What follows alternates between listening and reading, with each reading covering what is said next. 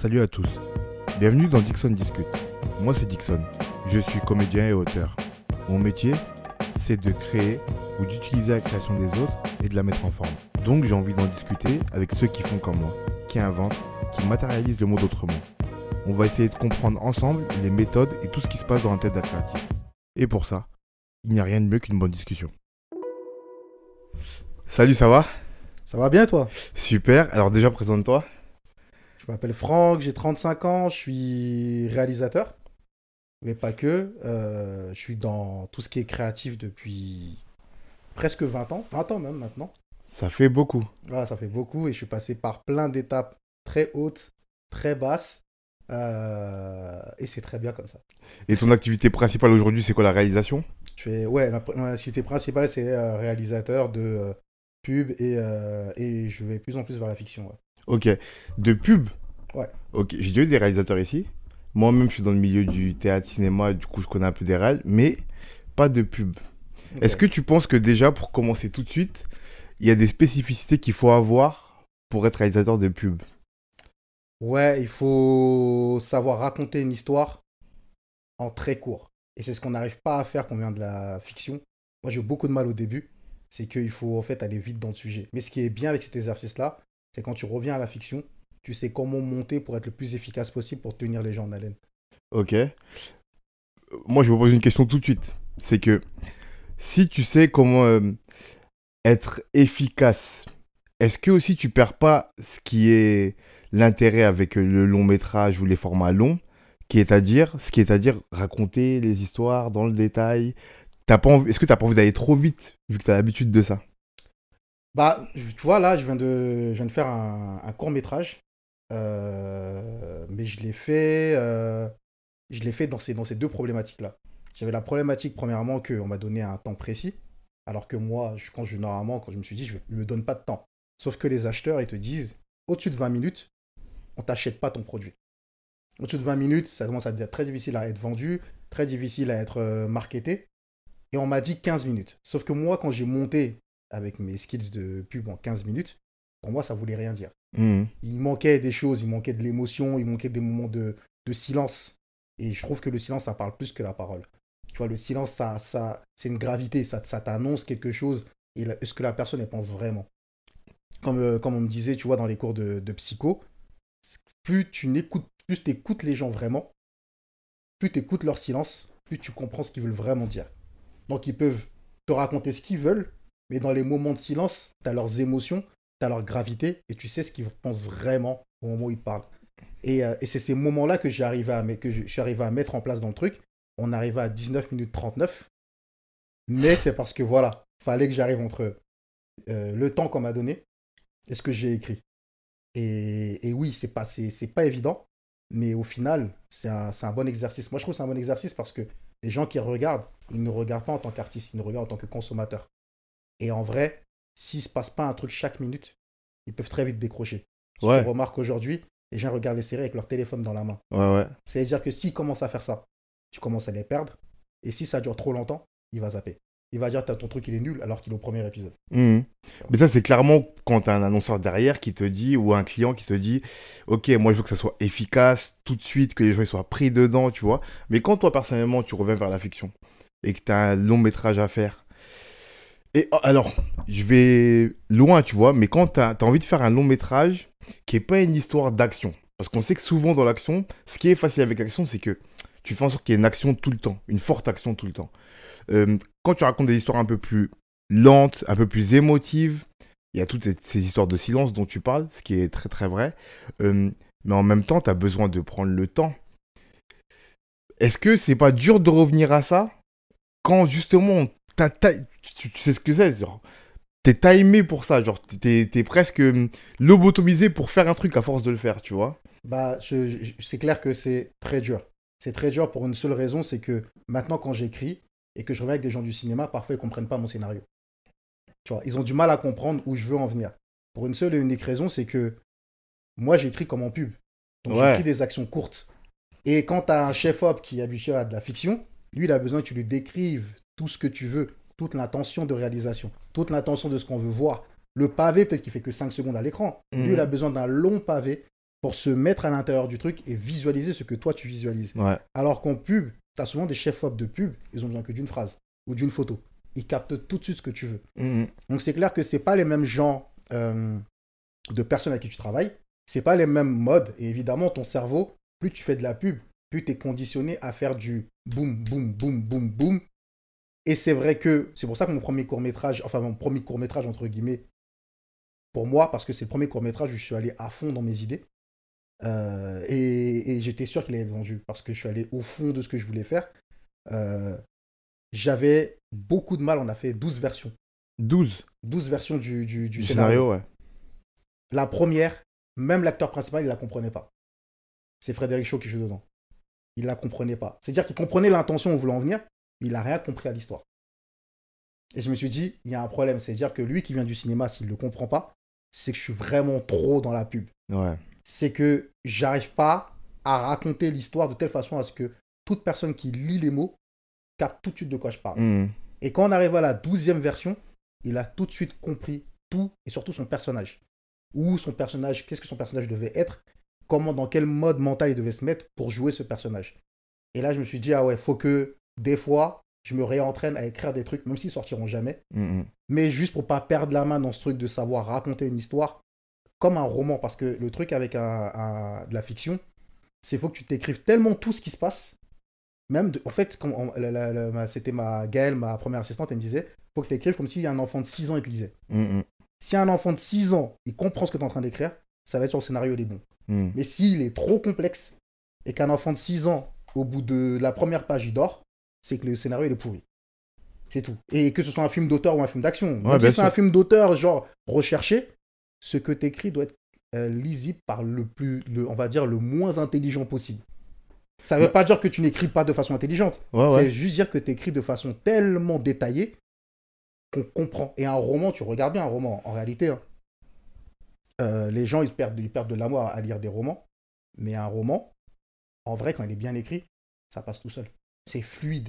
C'est tellement fluide que même si tu n'aimes pas lire ou tu es quelqu'un qui n'est pas trop romancier, tu vas te dire, mais je viens de manger 500 pages en 2 semaines. Mais comment j'ai fait? Ouais, clairement. Parce que c'est trop bien écrit. Et c'est ça qui est la force pour moi des gens qui écrivent justement des fictions, c'est qu'ils sont tellement forts à l'écriture que ça se ressent après dans la réalisation. Et c'est un truc qu'on m'a dit également, on m'a dit, ne néglige pas l'écriture, parce que ça va se ressentir dans ta réalisation en réalité. C'est ça que tu sais pas. C'est que toi, s'il n'y a que toi qui comprends ce que tu es en train de faire, tu as quand même 20 personnes qui travaillent pour toi. Et si eux, ils comprennent pas, c'est foutu. Tu vois. Clairement. Du coup, tu parles de la réalisation, ça me pose une autre question, moi, qui est un peu plus technique. C'est au niveau de la photo. Pour les gens qui sont pas dans le milieu du cinéma et tout, la photo, c'est le cadrage, la composition des plans et tout.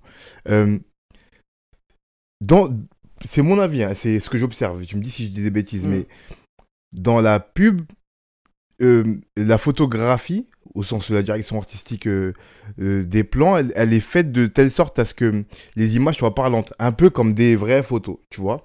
Alors que dans le ciné, il y a un truc où la narration se fait aussi dans le choix des plans, donc comment ils sont cadrés.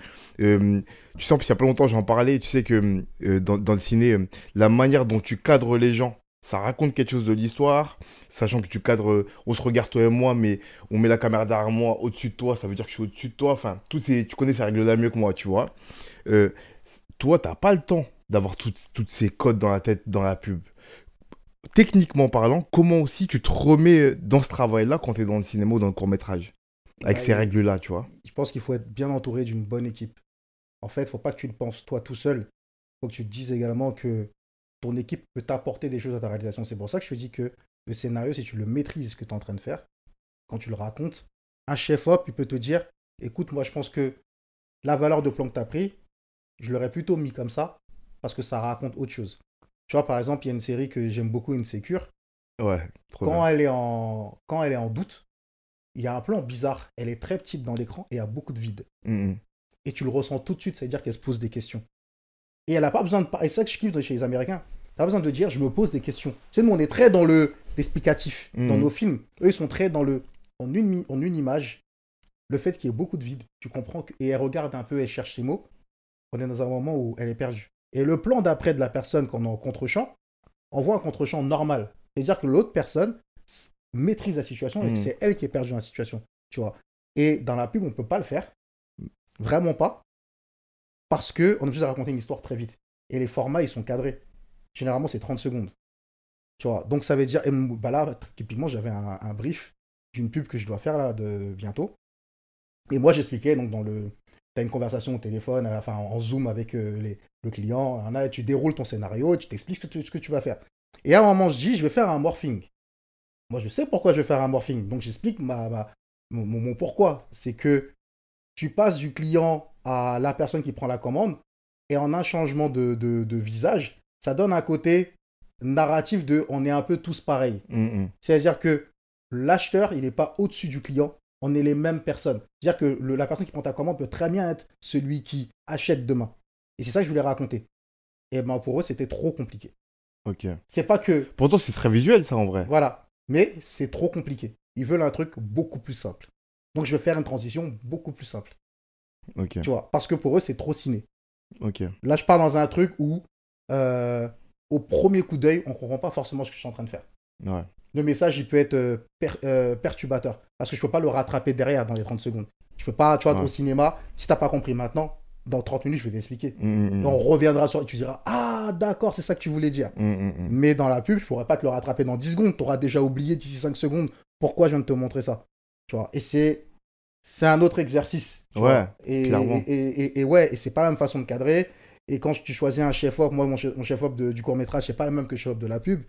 Et parce que, celui du cinéma, je sais comment il cadre. Je sais il sait raconter une histoire avec une image.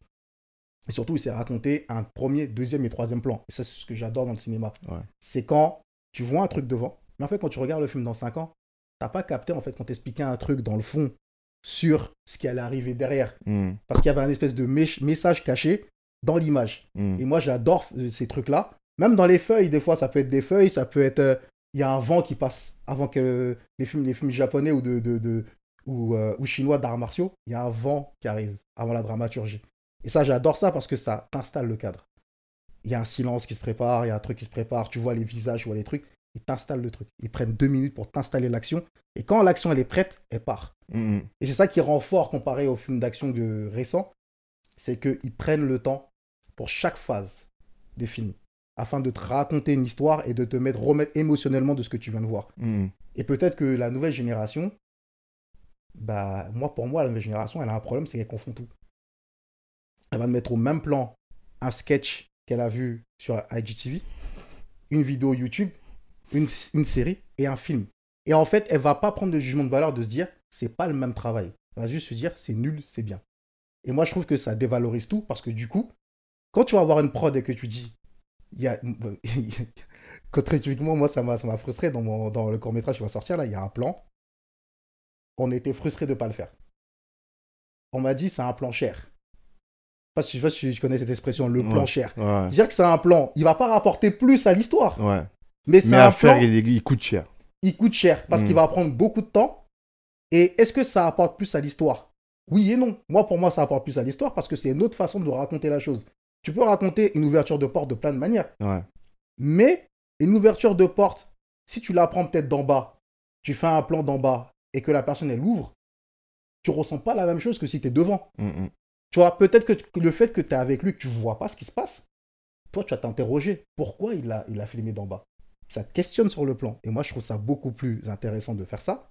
Dans Snowfall, la série Snowfall, vu que c'est des saisons passées, c'est pas grave si je dis ce qui se passe. C'est pas sorti encore la nouvelle saison, du coup, ça passe. Voilà, là, c'est un truc des anciennes saisons. Il y a un moment, le Mexicain, il tombe sur une flic qui est traître. Et quand elle vient lui raconter, ouais, tu bosses avec moi maintenant, la caméra, elle reste sur lui. Elle la suit pas. Direct, tu te dis, il va se passer quelque chose. Dans ta tête, tu te dis, c'est sûr. Si la caméra l'a pas suivi, c'est qu'un truc va se passer. Et le plan, quand il tire, tu la vois pas mourir. Tu le vois, lui, plan en contre-plongée, le bras qui tire. Et je trouve ça beaucoup plus fort, beaucoup plus poétique. Parce qu'en fait, qu'est-ce qui se passe? Tous ceux qui ont vu cet épisode, tous ceux qui ont vu cette meuf arriver, ils la détestaient. C'est comme si tu avais un soulagement qu'elle soit tuée. T'as pas besoin de la voir mourir. En fait, c'est comme si c'était toi qui avais le flingue et t'es en train de tirer avec lui, de dire, je veux qu'elle meure. Franchement, elle me rend fou.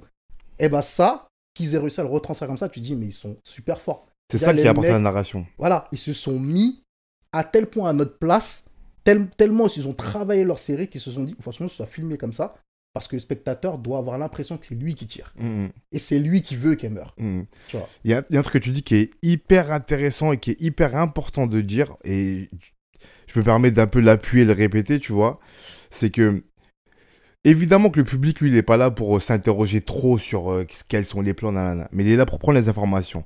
Et il faut savoir qu'en vrai, que quand tu réalises, moi qui suis pas réalisateur, mais je l'observe avec mes potes et dans les productions dans lesquelles je vais travailler en tant que comédien, quand tu réalises, comme tu dis, tout est important. Le premier, le deuxième, troisième plan. Il y a des espèces de codes, comme je disais avant, comme tu dis, plongée, contre-plongée, des espaces vides à gauche, à droite, qui veulent dire différentes choses. Un bon réal, il va jouer de ces codes-là et il va essayer de les réinventer ou de les prendre à contre-pied pour que, tu vois, pour les gens qui... Il y a un truc qui va vous parler, parce que c'est le truc le plus parlant et le plus connu, je pense, dans les codes de cinéma, même de façon mainstream, c'est que, par exemple, dans les films d'horreur, il y a toujours un espace vide à côté du personnage qui va se faire attaquer, à sa gauche.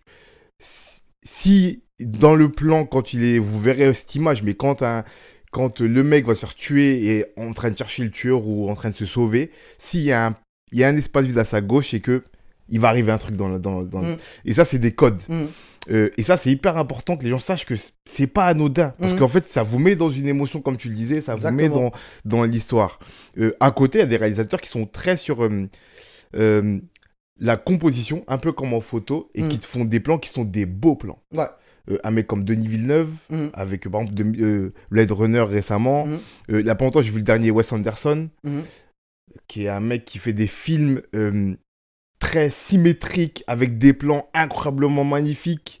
Et c'est des films qui coûtent cher et qui rapportent pas 1 euro parce que ce mec est un mec un peu auteur, en fait. Pour les gens qui connaissent pas, c'est vraiment... Ça j'étudie beaucoup de trucs comme ça, des gens qui te... Pour moi, c'est des maths, tu vois. Ouais. Ils peuvent mettre des diagonales avec la façon de filmer un arbre. Ouais. Tu vois, même la façon de filmer un arbre, pour eux, elle est hyper importante. Ils vont passer 3 heures à installer le cadre pour que l'arbre il soit au bon endroit et que l'action elle se passe de telle façon à ce que lui te raconte le truc. Ouais. Les prods, ça les rend fous parce que ton plan là, il coûte peut-être 50 000 euros et on aurait pu faire un autre plan beaucoup plus simple qui coûterait 5 000 et qui serait pareil. Mais l'art et la rentabilité, c'est le problème, tu vois.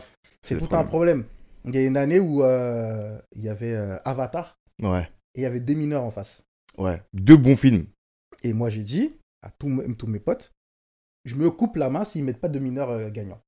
Et ils me disaient, mais Avatar, c'est incroyable. J'ai dit, mais Avatar, c'est un film trop technologique. J'ai eu le problème, s'il y a un jury de cinéastes, normalement, ils mettent des mineurs. Qui coûtent beaucoup moins cher à faire, hein, mais qui est beaucoup plus travaillé. Dans le sens où il y a un aspect psychologique. Et en fait, ils ne te filment pas la violence gratuitement dans tout le film. Ils te filment la violence pour te mettre à la place du mec. Pas de mineur. C'est pas de mineur, c'était un truc de sniper plutôt. Et je crois que c'est pas ça s'appelait de mineur, mais c'était un truc de sniper. C'est pas American Shooter ou un truc comme ça? Ouais, voilà. Avec... C'est pas de mineur, c'est un truc de sniper avec, qui avait gagné. Comment il s'appelle? Bradley Cooper, non? Tu parles de ce film-là? Je sais plus c'était quoi le nom exact. Ok. Mais c'était un gars, en gros, c'était en guerre en Irak, etc. Ouais, c'est ça. Et qui shootait des... Et après, il se fait tuer, lui. Et il se fait tuer. Ouais. Dans un truc qui n'a rien à voir. Qui est une histoire vraie, ouais. Si, avec Bradley Cooper, c'est ça. Voilà. American Sniper. Et voilà, American Sniper. Le truc qui se passe, c'est que t'es avec lui constamment. Ce qui est intéressant, c'est que quand il a la guerre, tout le monde le prend pour un héros. Ah, mais comment tu fais? Le mec, il a un record de genre, il a tué. C'est le meilleur sniper des stades de l'armée américaine, un truc comme ça. Et comment c'est filmé? C'est filmé en mode, c'est un mec qui a peur, qui a des doutes, qui a peur de rater un jour ou qui a peur de tuer la mauvaise personne. Et en fait, tu te dis, le mec, tout le monde érige en héros, lui, il a peur à chaque fois qu'il est en train de tirer. Et quand il est sûr, il rate pas. Mais dès qu'il a un doute, il tire pas. Et tu t'entends sa respiration des moments, t'entends comme ça. Et j'ai fait, Sumley te parle beaucoup plus, il a fait beaucoup moins d'entrées. Ouais. Mais normalement, à toi, tes tripes de cinéaste, il te parle plus. Ouais. Parce que c'est exactement pourquoi on fait ce métier. On fait ce métier pour raconter des histoires et des émotions. On ne veut pas raconter de la technologie ou quoi que ce soit. On veut raconter des choses où tu vas sortir du cinéma, tu vas y penser. Ouais. Tu vas cogiter. Clairement. Tu vas te dire, mais c'est passé. Mais imagine, j'aurais été ce mec. Mais putain, c'est un truc de ouf. Et tous ces trucs-là, et même comme ils amènent jusqu'à sa mort, ils te remettent dans le contexte où quand il vient dans la vie réelle. Ouais. Et il a des tests post-traumatiques de la guerre. Du coup, il va aider des gens qui sont aussi revenus de la guerre. Lui, il est entier et il voit des gens qui ont perdu une jambe, qui ont perdu un bras. Et tout ce truc-là, en fait, qui le fait réfléchir et qui le font remettre dans le truc de la guerre, ça n'a rien de cool, en fait. Tu vois. Et j'adore comment ils ont réalisé le truc. Alors, le mec, dans la vraie vie, c'était pas forcément un ange non plus. Il y a plein d'histoires qui sont sorties après par rapport à lui.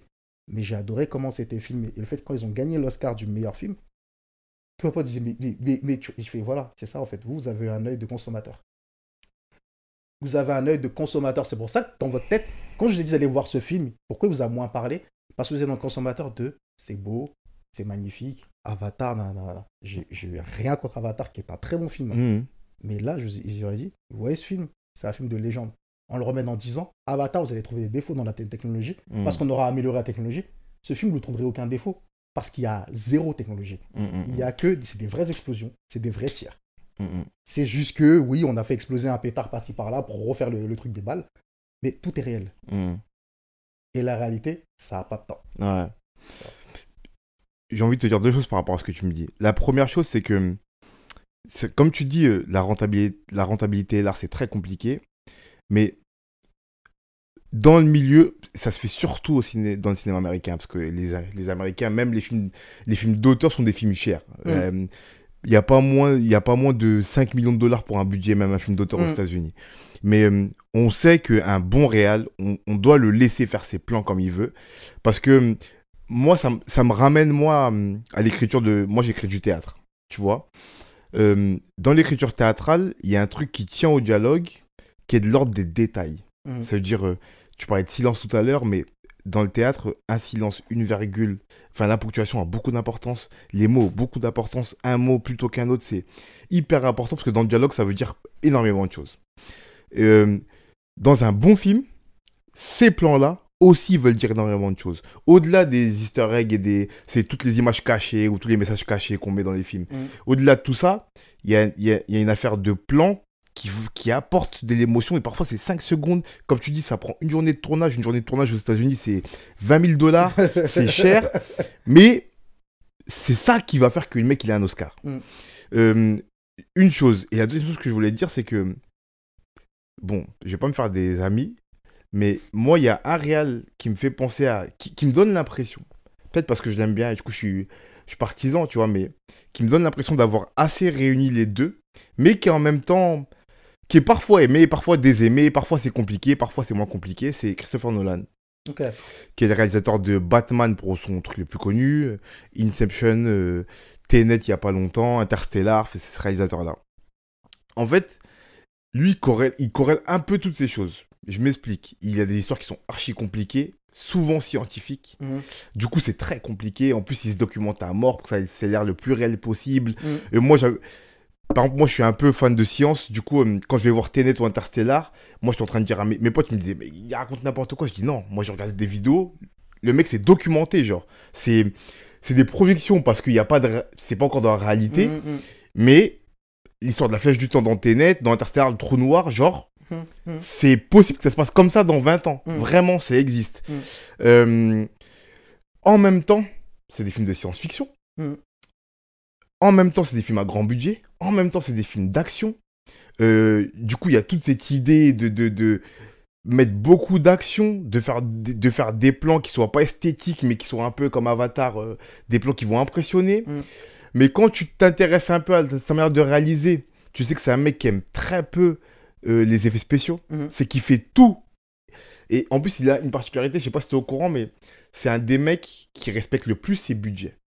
Tu vois, je crois que c'est pour Inception ou peut-être, mais je crois que tous ces films, les derniers, Interstellar et Tenet aussi, c'est un mec qui a genre, je sais pas, 300 millions de budget, il arrive à te faire le film comme il veut avec 280 millions.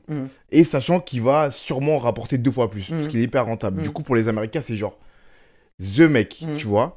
Et à côté de ça, il travaille tous ses plans, sachant que c'est des plans souvent réalistes. Par exemple, les gens ne savent pas, mais c'est sorti il y a 2-3 ans, du coup, les gars, allez-y, mais dans Tenet, il y a un moment, il y a un Boeing qui explose. Il a pris un vrai avion, il a fait exploser. Ouais, j'avais vu ça. C'est vrai. Genre, dans Inception, à la fin du film, il y a une espèce de grand palais dans la neige qui explose. Ils ont fait une grande maquette, une très très grosse maquette, peut-être pas là, ils ont pas fait exploser un bâtiment, mais ils ont fait une énorme maquette pour faire exploser. Ils avaient qu'un plan parce qu'ils avaient qu'une maquette, ça prend du temps à construire. Du coup, le mec fait tout. Genre, dans Inception, il y a un moment où il marche sur les murs. Il a créé un vrai tube où il a fait le décor pour que les mecs aient vraiment marché sur les murs. Enfin, le mec se prend la tête à balle. Et du coup, lui, pour moi, il conjugue tout ça. La complexité du travail d'auteur, le fait d'être un espèce de filmeur, de film d'auteur, dans le fait qu'il travaille tellement ses plans qu'il n'y a rien qui est laissé au hasard. Et en même temps, c'est des films d'action, genre, c'est Avatar, tu vois. Mais c'est très rare. Je suis d'accord avec toi, c'est très rare. Pour moi, c'est un ovni, lui. Pour moi, c'est un ovni aussi. Pour moi, c'est un ovni. C'est ce à quoi, j'ai envie de dire, en tout cas, je pense que ma génération, même celle qui arrive, tend. Ouais. C'est que on joue à la Play, on joue à des jeux vidéo, Call of, etc. Donc nous, on est habitué à la 3D. Ouais. Le concert de Travis Scott dans Fortnite, pour nous, c'était un truc de dingue. Ouais. On s'est connecté, on a regardé le truc, où tu peux te balader à l'intérieur du concert. C'est un truc qu'on rêvait depuis qu'on est petit. C'est qu'on voulait pas seulement être statique dans une salle. On voulait se balader dans un univers et avoir un artiste géant qu'on suit. Et on trouvait ça le fait que ça existe aujourd'hui, c'est notre génération, c'est ce qu'on aime. Mais à la fois, en tant qu'artiste, tu dis, je peux pas faire un film totalement faux. Ou alors, je le fais totalement faux. Si je le fais totalement en 3D. Et là, ça me paraît mieux. C'est-à-dire que là, je vais au bout de mon idée. Là, on est en train de faire un clip totalement en 3D. On s'est dit, bon, on va le faire totalement en 3D à ce moment-là. Ça sert à quoi de filmer la réalité, de foutre des faux trucs à l'intérieur? Allons dans la 3D complète, racontons une histoire avec des décors qui n'existent pas. C'est un exercice. C'est pas l'exercice où je me suis le plus amusé. Parce que le problème, c'est que il y a des trucs que je vais pas aimer, il y a tel mouvement que je vais pas aimer, des trucs qui sont pas encore possibles dans la technologie aujourd'hui. Et Christopher Nolan, ce qu'il arrive à faire, c'est que ses films sont des légendes. À la fin. C'est-à-dire que malgré tout ça, ça reste des légendes. Inception jusqu'à aujourd'hui, il y a encore des théories dessus. Ouais. Il y a encore des gens qui se posent des questions. Qu'est-ce qu'il a voulu raconter à la fin? Mais du coup, est-ce que c'est un rêve ou une réalité? Il y en a qui ont réussi à répondre à la question parce qu'il a laissé des énigmes, enfin des indices dans tout le film pour te dire quand c'est la réalité et quand ça ne l'est pas. Mais c'est-à-dire que le mec, pour moi, c'est un travail de scientifique limite. C'est-à-dire que son scénario, il est tellement complexe, il travaille de façon tellement scientifique. Il y a plein de gens qui ont pas aimé Tenet, par exemple. Ouais, de ouf. Il y a plein de gens qui ont dit, mais c'est quoi si les gens ils courent à l'envers? Ouais. Mais en fait, moi, j'étais là, je dis, attends, ça m'intéresse. Je vais laisser toute la vague y aller et je vais le regarder après. Et je le regarde, je fais. Mais déjà, Dune, il est facile à comprendre. Mais qu'est-ce que vous me racontez? Tout le monde m'a dit, j'ai rien compris. Je dis, non, vous foutez de moi, c'est pas possible. Parce que Christopher Nolan, il faut juste pas mettre ton nez sur ton téléphone et juste être bien concentré du début à la fin. C'est là le problème avec ce réalisateur-là, et que les gens comme ils regardent aujourd'hui. Si tu lèves ta tête une minute, reviens en arrière. Parce que c'est sûr que tu vas rien comprendre à ce qui se passe après. Et tout le monde me connaît avec mon téléphone, je suis addict. J'ai éteint mon téléphone, je l'ai posé, j'ai dit c'est Christopher Nolan, il faut que je sois concentré. Je regarde jusqu'à la fin, j'ai tout compris. Et j'étais émerveillé par le film parce que même le choix des acteurs, ce qu'il veut raconter dedans, le côté de, à un moment donné, quand le mec il se bat contre lui-même, limite, tu te dis, et c'est une dinguerie d'y avoir pensé. Tu vois, et c'est une dinguerie de dire, en fait, il se battait contre un mec qui est à l'envers. Mais sauf qu'au début, tu t'en rends pas compte. Parce que tu te dis, mais même comme ça, les gens vont pas comprendre. C'est tellement. Parce que tu te dis, mais pourquoi quand il se bat, le mec, il recule, mais c'est chelou. Et quand tu vois le combat dans l'autre sens, je fais, oh putain. Et moi, mon cours, ce qui est drôle, alors que je l'ai fait avant ce film, c'est des timelines qui se croisent. Ok. Parce que moi, j'adore les trucs déstructurés. J'aime pas les trucs commencent de A à Z. J'adore les trucs où... T'as vu Memento, j'espère. Ah oui. Ok. Oui. Ok. Et ce truc... Bah, ça a foutu ma créativité en l'air. En fait, depuis ce jour-là, je peux pas écrire un truc qui commence de A à Z. Ok. Juste pour expliquer, pour les gens qui comprennent, c'est le premier film connu de Nolan, Memento. Et c'est un film qui est complexe à comprendre la première fois parce que ça raconte l'histoire d'un personnage qui perd la mémoire. Premièrement, le mec a perdu la mémoire. Deuxièmement, il y a deux timelines dans le film. Il y a un moment en noir et blanc où c'est l'histoire à l'endroit, je crois, et en couleur, c'est l'histoire à l'envers. Et les deux se croisent. Et tout le film, c'est ça, jusqu'au moment où elles se rejoignent les deux. Et on voit le début et la fin de l'histoire. Ouais. Et là, quand t'arrives à la fin, tu fais... Ok, j'ai rien compris. La première fois que tu vois ce film, tu te dis, je n'ai rien compris. Parce que c'est pas parce qu'en fait, c'est monté de tellement de façon logique que quand la personne arrive à la fin, tu te dis, mais non. Comment ça peut être le début? Parce que c'est le premier plan. Et en fait, ça arrive tellement logiquement au premier plan Je dis, il faut que je revoie le film. Parce Ouais. qu'il y a des moments où j'ai pas. Il arrive à tellement bien le monter, il n'y a aucun moment où tu te dis, ça se suit pas. Ouais. Mais en fait, quand tu le revois plusieurs fois, tu te dis, ah, ok, ça, c'était pas à ce moment-là. Et toi, tu dois te remettre ton puzzle. Ouais. Et c'était fort parce que cette amnésie, mais au final, t'as l'impression que toi, t'étais amnésique, en fait. Ouais, clairement. T'as l'impression que toi, C'est t'étais là où il aussi est- perdu que lui. Mais tu vois, c'est là où je te dis que c'est un réalisateur, et après on va revenir un peu sur toi, mais tu vois, c'est un réalisateur qui corrèle un peu tout ça, c'est que il met une émotivité dans ses films. Ouais. Tu vois, même, je sais que, après, mais même Batman Interstellar, c'est ses films qui ont été les plus aimés. Parce qu'Inception aussi, chez certaines personnes, il est un peu... Ouais. Parce que trop psychologique, même s'il y a DiCaprio qui est incroyable comme tout le temps, mais bref, parfois. Mais Interstellar et Batman, c'est les films... Tu vois, Batman, c'est le plus connu des Batman. Tu vois, parce qu'il y a une émotivité, une émotionnalité qui est mise, une émotion qui est mise dedans. Batman-là, il est noir. Tu vois, il est est noir, sombre. il est sombre, il y a de l'émotion, il y a tout. Et tu vois, pour revenir à ce que tu disais sur ton idée de faire des trucs 3D, ce qui est faux avec ce mec, c'est que même quand vous pensez, pour ceux qui ont vu ces films, en tout cas pour ceux qui ont envie de les voir, dites-vous que, honnêtement, et je crois pas dire de bêtises, mais vous irez googler, hein, mais 90% de ces plans qui ont l'air d'être des plans en 3D, c'est des vrais plans. C'est des vrais plans, ouais. Je pense à même la scène dans Inception où il est à Paris et tout explose autour de lui. Ils ont vraiment fait exploser des trucs autour d'eux. Ouais. C'est pas de la 3D, ça qui est fou. Mais Donc je te il dis, y a ce des formes de mec-là, possibilité de... Ce mec-là m'a poussé dans ma créativité. Dans le cours là qu'on a fait, tout le monde était parti dans la facette de dire bon, le plan de fin, on le fait en 3D. Je fais non.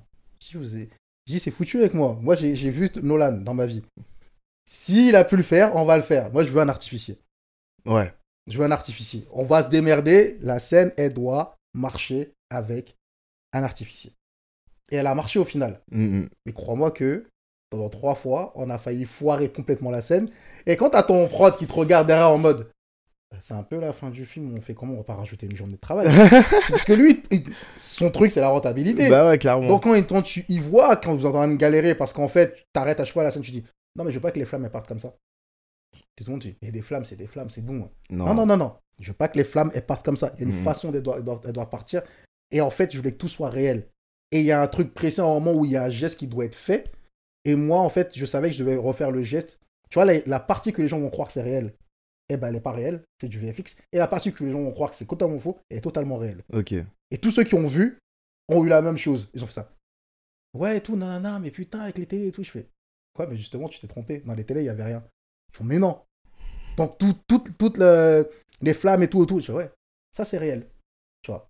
Et ça, c'est pas contrôlé. C'est-à-dire qu'en fait, tout ce que tu vois qui ont un rapport avec l'image, eh ben, je l'ai timé. Ok. Je l'ai timé pour que quand nous, on va mettre la scène, exactement au moment où la personne va faire le geste, il va se passer cette explosion. Tu vois. Mais c'est ça qui rend le truc encore plus fort. Moi, je pense que si tu la fais en réel et que tout te paraît réel, tu dis, mais à quel moment ils ont réussi à faire cette chorégraphie dans l'image. Et je leur dis, moi, je me base toujours, j'ai rien qui est comme ça, je me base toujours sur ce qui existe. Si quelqu'un a réussi à, comme dans les films d'action chinois que j'aime beaucoup à l'époque, il y a 1000 personnes, vraiment pour de vrai, c'est pas comme aujourd'hui où on replique des gens, ouais. et il y a 1000 personnes parce qu'ils ne savaient pas faire autrement, ils se battent pour de vrai, et t'as un chorégraphe qui a chorégraphié tout le truc, des fois pendant 1 mois, pour être sûr que tout le monde sache quoi faire. Et quand ils le filment, c'est parfait. Si eux, ils ont réussi à le faire avec beaucoup moins de moyens que nous, soit on est débile, soit on ne sait pas travailler. C'est que c'est à nous de bosser. Et peut-être que oui, il faut prendre 1 mois pour expliquer aux gens la chorégraphie avant qu'ils fassent la scène. Et pas être feignant en se disant ouais, c'est chiant et tout. Non, mais c'est-à-dire, moi, la comédienne, je l'ai fait venir. On a fait des scènes ensemble où elle devait avoir des façons de bouger, des façons de faire des trucs. Et c'était avec des canapés, hein. C'est avec des trucs, mais d'avoir des façons de bouger, des façons de fermer la porte, des façons de tomber derrière la porte. Et je le filmais avec une caméra amateur. Et je lui ai dit, tiens les images, regarde-les. Quand elle est arrivée sur le set, on a été efficace. J'ai dit, tu vois, peut-être parce que je viens du sport. Et que dans le sport, si tu ne t'entraînes pas, il n'y a pas de secret. Clairement. S'il n'y a pas d'entraînement, tu vas arriver sur le terrain, tu auras beau être le plus fort du monde, tu t'es pas entraîné. Mais tu sais le problème, il vient d'où? Honnêtement, il vient de l'argent. Parce que faire répéter des gens, même à petit budget, pendant un mois, 1000 personnes, ça coûte des sous.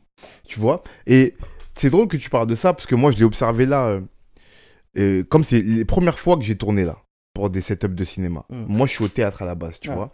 Et du coup, au théâtre, comme tu es obligé d'être prêt le jour où tu joues, tu travailles beaucoup en amont. Du coup, tu vas répéter 3, 4, 5, 6 mois à dire 1000 fois tes répliques, à que le metteur en scène il te dise non, ce regard-là, c'est du travail de précision.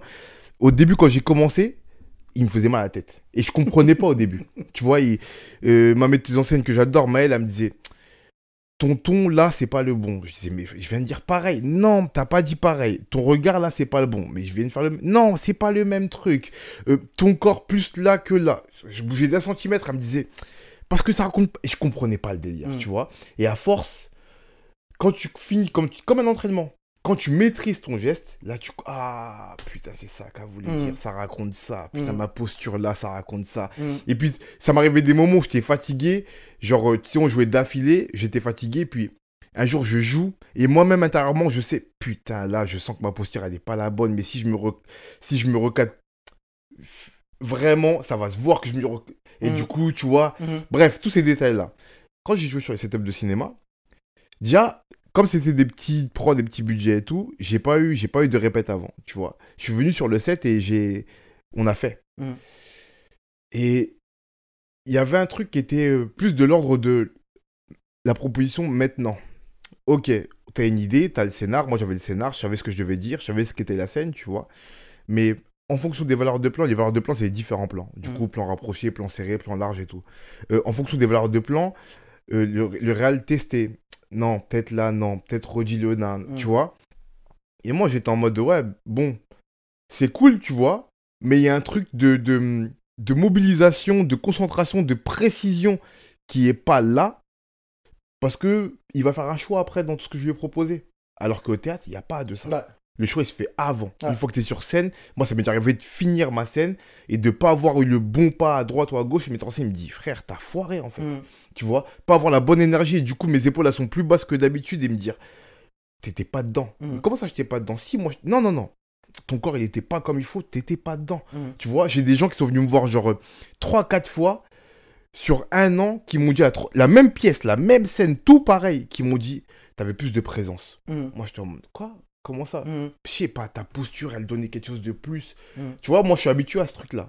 Au cinéma, t'as genre, sur l'instant, fais un essai, tu fais, l'autre, élu dans son montage, il verra, ah, là, c'était plus cool, ah, par rapport à l'énergie de l'autre, il y a un truc qui est archi différent, tu vois. Exactement.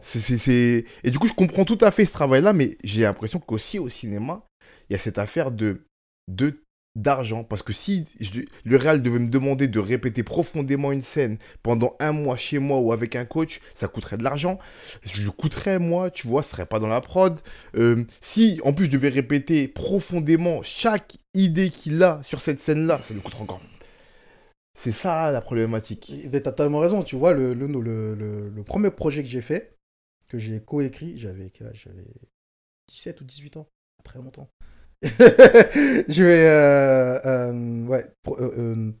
On l'a écrit à plusieurs mains en plus. Et la personnalité de chacun se ressent dans ce projet-là. Et à la base, on a écrit pour un long métrage. Ok. On a dû le remonter parce qu'au final, il fallait qu'on rentre dans moyen métrage. Je sais pas quand tu connais le marché, ça. Ouais. Mais ce qui était intéressant, c'est qu'on l'a écrit, on l'a fait avec des gens qui avaient le temps.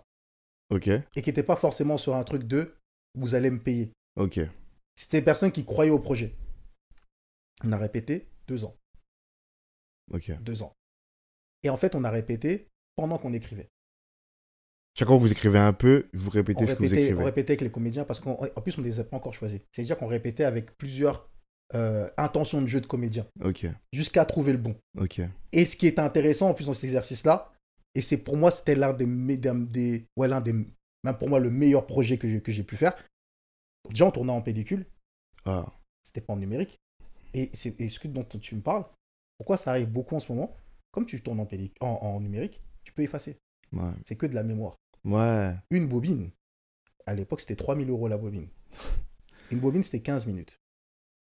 Tu fais l'erreur de foirer une bobine entière, t'as perdu beaucoup d'argent. T'as pas eu 3000 euros déjà, Voilà. d'entrée. Ça te coûte beaucoup moins cher d'asseoir les gens et de leur faire répéter 100 fois Ouais, que de mettre action et que les gens ils rigolent devant la caméra. ouais, je vois très bien. Et tu vois que les films à l'ancienne, pourquoi il y a des gens ils sont choqués, ils se disent putain, à l'ancienne, des gens ils étaient chauds dans le jeu. Nan, nan. Ils disent beaucoup ça, beaucoup de gens disent ça. Mais frère, c'est Mais incroyable. parce qu'ils avaient le temps de répéter le Mais frère, personnage. c'est incroyable. Ils avaient le temps. Ah ouais. On leur laissait tellement de temps de rentrer dedans. C'est pour ça qu'il y a des personnes. Pourquoi des acteurs ils faisaient pas beaucoup de films? Mais le gars, pendant 3 mois, il est sur son projet. Ouais, mais plus même. Même Ali, à ce qui paraît, je crois qu'il a passé 6 mois sur son truc. Il était 6 mois dans le délire de transformation physique, se mettre dans la tête, regarder des vidéos de Ali pour savoir comment il se comporte, avant d'arriver sur le set. Ouais. C'est pas sur le set, il s'est dit je vais être Ali. Pendant 6 mois, il s'est conditionné d'être Ali avant de commencer. C'est normal, quand tu fais action, c'est Ali que tu vois. Ouais, clairement. C'est les gens, ils disent, mais c'est pas Will Smith qu'on voit, c'est Ali qu'on voit. Mais lui-même, c'était Ali aussi Ah ouais. à ce moment-là. En plus, il a dit c'était schizophrénique. Ouais, bah ouais. Même quand il dormait, il était Ali. Il était plus lui. Mm. Et ce personnage, ce qu'on lui a dit, dès qu'on l'a choisi, maintenant t'es ce mec. Quand tu vas à l'école, t'es ce mec. Dans ta vie, t'es ce mec. Tes parents peut-être vont pas te reconnaître. Sa mère, elle a dit qu'elle le reconnaissait plus. C'était son premier film, au gamin. Il avait 15 ans, il avait jamais fait de cinéma avant. Mais en fait, il répétait tellement de trucs que même lui, il n'existait plus. Il était à l'intérieur du truc. Quand on a appuyé action, ce gars-là, le truc, c'est qu'il a pas aimé le cinéma à cause de ça. Il a l'impression que c'était un truc qui te rend schizophrène. Ah ouais. Il avait l'impression que c'est un truc où, des fois, tu sais même plus qui t'es. Tu vois. Et en fait, ça l'a fait peur. Et surtout, à son jeune âge, il s'est dit, c'est bizarre. Des fois, j'ai l'impression que je savais plus qui j'étais. Tu vois. Parce que j'étais totalement ce mec. Tu vois. Je savais pas faire la différence mentalement si j'étais toujours moi, si toujours ce gars-là. Mais, quand on a appuyé action, il a tout déchiré. Le film, il se passait trop bien. Tous les gens qui étaient à l'écran, il y avait quasiment personne qui avait fait du cinéma avant. Mais le temps de la répète a fait que chacun, le gars qui joue le caïd, c'est un ours, c'est une crème dans la vraie vie. Il était totalement une caïra devant la caméra. C'était totalement ce qu'il fallait. Avec du vice, un bon vice comme il faut, de vrais mecs, tu vois, pas le mec de Tess un peu bête. Il est très intelligent, très malin, très manipulateur. Et tu vois, et quand on avait gagné au Festival de Presse le Grand Prix du jury, ils avaient dit, vos personnages, ils sont travaillés. C'est ce qui ressortait. Vos personnages sont travaillés. Et on s'est dit, tu vois, c'est les 2 ans qu'on a passé à faire ça. Chaque personnage, même le plus petit des personnages qui arrivait à l'écran, il était travaillé de fou et il avait une importance de dingue à l'intérieur de l'histoire. Et en fait, on voulait raconter une histoire comme nous, on voyait les films Quinry. Ouais. On vient de cette époque-là, quand tu regardais Belly, tu te dis, mais putain, mais soit c'est leur vraie vie et ils jouent pas, soit c'est des génies. Ouais. Parce que c'est pas possible que même le mec drôle de 5 minutes qui arrive, hé les mecs, ça va ou quoi là c'est trop drôle comment il apparaît. C'est trop bien placé, trop bon moment. Il revient plus dans le film. Ouais. Mais ce moment-là, il t'a marqué. C'est-à-dire que chaque moment, il y a des gens, je crois même, ils connaissent ce film par cœur. Ouais, bah Il y a des gens qui connaissent des films Quinry Renoir par cœur, toutes les répliques, tous les trucs de tous les moments, parce que c'est tellement fort. Et tu te dis, c'est marrant, il y a très peu de films aujourd'hui, tu as envie de les revoir. Ouais, bah. Tu les trouves bien, hein, et t'as pas forcément envie de les revoir. Et il y a plein de films à l'ancienne, tu le mets, t'es avec des potes, tout le monde s'assoit, il y a un silence. Vous l'avez vu 150 fois, mais il y a un silence. Et à un moment, oh ouais, je me rappelle, et t'as plein d'émotions qui remontent. Et tu dis, c'est parce que peut-être qu'à cette époque-là, c'était juste des mecs qui voulaient juste faire du cinéma. C'est pas des mecs qui se disaient, j'ai envie de faire du cinéma pour gagner des thunes. Venez là, on a mis une caméra, et comment c'est trop drôle une caméra, venons, on s'amuse. Et j'ai l'impression que plus tu t'amuses devant la caméra, mieux ça marche. Plus t'emballes les gens dans ton délire. Et il faut que les prods arrivent à le comprendre, ce truc-là. Que quand les gens ils s'amusent devant la caméra, déjà ils comptent pas leur temps. Moi, dans mon cours, je m'en souviens, même l'équipe, elle était tellement entraînée, quand on faisait des heures sup, elle s'en battait les couilles. Ouais, bah. Ils étaient en mode, non mais, ton film, il est trop bien. Tu sais, on est dedans. L'émotion qui est dedans, on est totalement dedans. Et ils se donnaient tellement que ça m'a mis une émotion de ouf. Je me suis dit, putain, et les gars, ils y croient à mon film, tu vois, ils sont à fond dedans. Ils me donnent des conseils, ouais, nanana. Ils comptent pas les heures. C'est même moi, un soir, je leur ai dit, vas-y Uber pour tout le monde rentrer. On était à Argenteuil, il n'y a pas de transport en commun. Il y en a certains, je disais, c'est quoi? Vas-y Uber, tranquille. Parce que demain, on commence à 7h. En vrai, rentre en Uber. Et franchement, ils étaient grave réceptifs. Je me suis dit, c'est moi, vas-y, je m'embrouille avec la prod, c'est pas grave. Je m'embrouille. Je prendrai sur moi, vas-y, je leur expliquerai, nanana, mais en vrai, vous donnez tellement à ce film que je peux pas, genre, vous traiter comme des merdes, tu vois. De ouf. Et au final, mais vraiment, on a l'impression d'être une petite famille. On est resté que 5 jours ensemble. En vrai, on aurait dit on était une petite famille, tu vois. Et tu te dis, tout ça parce que le chef-op a voulu me voir 2 mois avant. On se parlait tous les jours. Le mec était à l'intérieur de l'histoire. Tiens, ouais, ça je kiffe, mais ça je pense à ça, ça, ça. Première assistante, on n'avait jamais bossé ensemble. Pareil, et tout le monde. Et ma script qui me réécrit des dialogues, qui me dit. Parce qu'en fait, il y a très peu de dialogues dans ce film. Et au final, on en a quand même mis, alors qu'à la base, je voulais qu'il y ait du silence. En fait, je voulais faire un exercice du silence. Ok. Je me disais, je vais faire un exercice de ça parle pas et ça te met un ton très grave. Pour montrer à quel point le silence peut être pesant, en fait. Et quand on a appuyé play à la fin du montage, du premier montage, c'était même pas encore montage définitif. Hein. Et et mes associés sortent de la salle. Ils font oula, je vais aller regarder un truc drôle, moi. Je me sens très très mal après ton film, tu vois. Ils ont fait ah, mais t'as réussi ton coup. On se sent très mal. Ouais. Mais très très mal. Et on se pose beaucoup de questions sur soi-même. Parce que je mets de la violence, pas pour la violence, mais pour raconter un truc psychologique d'un truc, c'est quand il y a une embrouille, en fait, c'est une histoire d'amour. Quand il y a une embrouille entre deux personnes, le seul problème, c'est qu'ils ne se parlent pas au bon moment. Ils se parlent quand c'est trop tard. Tu vois, quand les gens ils se disent excuse-moi, c'est trop tard. C'est-à-dire qu'ils n'ont pas eu le temps de se dire au moment où ils faisaient la connerie, ils avaient conscience de la connerie. Et en fait, des fois, quand tu as conscience de la connerie, il vaut mieux la dire maintenant, quitte à ce que la personne, elle s'énerve de ouf. Mais ce qui est bien, c'est qu'elle va retomber tout de suite. Mais quand la connerie, elle vient et elle grossit, et elle grossit, et elle grossit, et elle grossit, jusqu'au moment où tu te fais griller, tu peux plus revenir en arrière. Ouais, c'est fini, trop tard. C'est fini. Parce qu'en fait, là, c'est trop. Et la personne, elle va exploser et elle va se rendre compte que ça fait longtemps que tu mens ou que tu caches des choses. Et l'autre personne, en plus, ce qui est chiant avec les humains, c'est qu'on interprète. C'est comme les films. Quand on regarde un film, on interprète ce que tu es en train de montrer. Et ça qui est fort avec l'art, avec le cinéma, c'est totalement la vraie vie. Des fois, tu marches dans la rue, tu vois une action, tu l'interprètes. Ouais. Et tu l'interprètes sous ton prisme à toi. C'est-à-dire sur ta façon de voir la vie. C'est-à-dire, ça se trouve. Tu vois, par exemple, ma femme est danoise. Et les premières fois que j'écoutais du danois, j'ai l'impression des fois qu'ils sont brouillés, les gens. Ça, c'est le problème des langues slaves, ça. Voilà. Ouais. Et non, ils s'embrouillent pas. Ils sont en train de dire des trucs gentils. Ouais. Et j'étais là. Tu vois, c'est avec mon prisme de C'est langage ça, c'est ça que français. j'allais te dire, ouais. On parle pas comme ça, nous, pour dire un truc drôle. Ou on parle pas comme ça pour se donner de l'amour. Tu vois, ils sont très froids. Mais ils ont une façon dans leur froideur de montrer de la chaleur, de l'amitié. Tu vois. Mais c'est des codes qu'il faut avoir. Ouais. Et en fait, quand tu maîtrises ces codes-là et que tu regardes comment c'est fort le cinéma, c'est un langage universel que tout le monde comprend malgré tout, les films. C'est que les films, ils arrivent à apporter ce code universel de se dire, même si je te montre un film qui se passe en Suède, bah tu comprends. Tu vois, tu vas comprendre que là, c'est grave. Il n'y a pas besoin de langage. Ils vont parler leur langue, hein, mais les images, si c'est bien fait, elles vont te parler de là, il est en bruit, là, il est stressé, là, il se sent mal. Là, il va bien. Là, il est joyeux. Là, il y a un moment convivial. Là, il y a un moment de tension. Et en fait, ceux qui arrivent à mieux le faire, mais qui commencent à pas se renouveler, je trouve, les Américains, c'est vraiment eux. C'est eux, à la base, qui étaient les plus forts en ça. Eux, leur truc, c'était vraiment de... Tu regardes l'image, tu comprends pas l'anglais. Tu comprends ce qui se passe. Ouais. Nous, on a pris beaucoup de temps à comprendre qu'on fait beaucoup trop de dialogues et pas assez... Parce qu'on est la langue des auteurs. On est des écrivains, les Français, tu vois. Nous, nos films, c'est beaucoup de dialogue pour raconter un truc qui peut te prendre 10 secondes. 10 secondes. Regarde, moi, le premier truc quand j'avais 17 piges, je me souviens qu'on écrivait.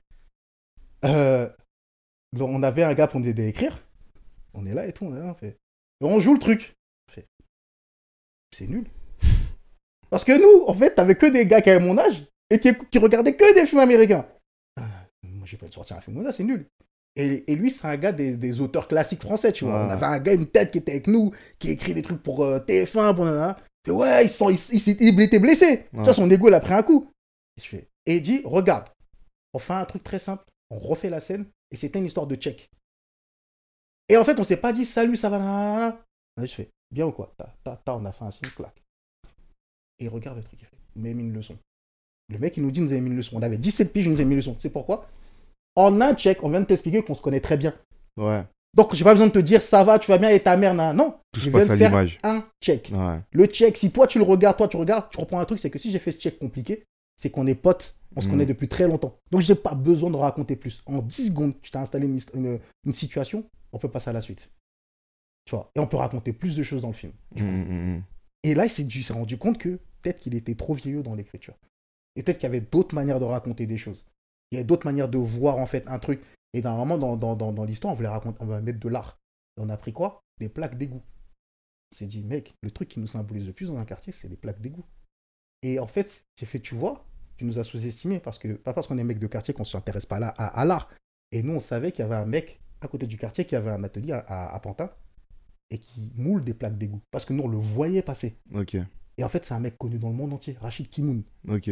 Il est connu dans le monde entier, il moule des plaques d'égout, il fait des expositions avec. Et en fait, dans le personnage, on a mis des dialogues comme nous, on a réagi la première fois qu'on l'a vu. Ok. Mais mouler des plaques d'égout, c'est pas de l'art. C'est nul. Mais comment... Et genre, il y a des gens, ils vont regarder ça. Et on a mis exactement ce langage dans le truc. Le mec était là, il se dit, mais c'est trop fort. Je dis, mais oui, parce qu'on a mis de la réalité. Nous, c'est ce qu'on a vécu. Et en fait, on a juste mis comment un mec de 15 ans, il réagirait quand s'il voit un mec mouler une plaque d'égout dans la rue. Il dirait, mais c'est un truc de débile. Et genre, tu gagnes de l'argent avec ça. Tu vois. mais c'est vrai, ce que tu dis, c'est grave vrai. Mais la vraie difficulté là-dedans, c'est que...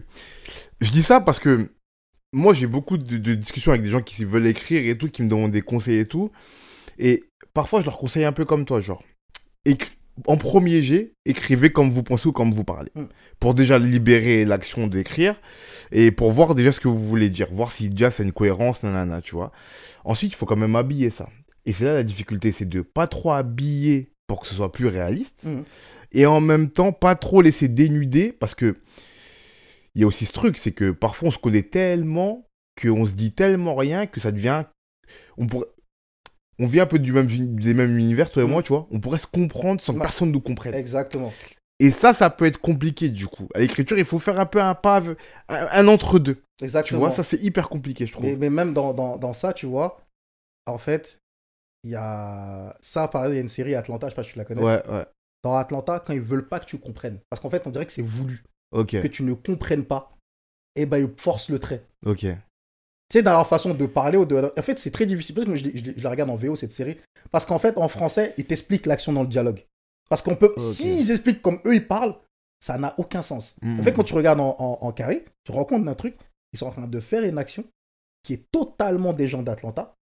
Et le truc avec Atlanta, c'est que les gens d'ailleurs ne comprennent pas les gens d'Atlanta. C'est généralement. C'est leur délire. Voilà, c'est leur délire à eux. Ben, c'est comme si tu vas pas dans le 7-8 à Mantes-la-Jolie, ils ont leur délire à eux. Ouais. Et tu comprends pas pourquoi ils font ça. Ouais. Ils le jouent, mais ils le jouent d'une telle façon de dire, tu vois, ce moment, c'est un moment que tu peux pas comprendre.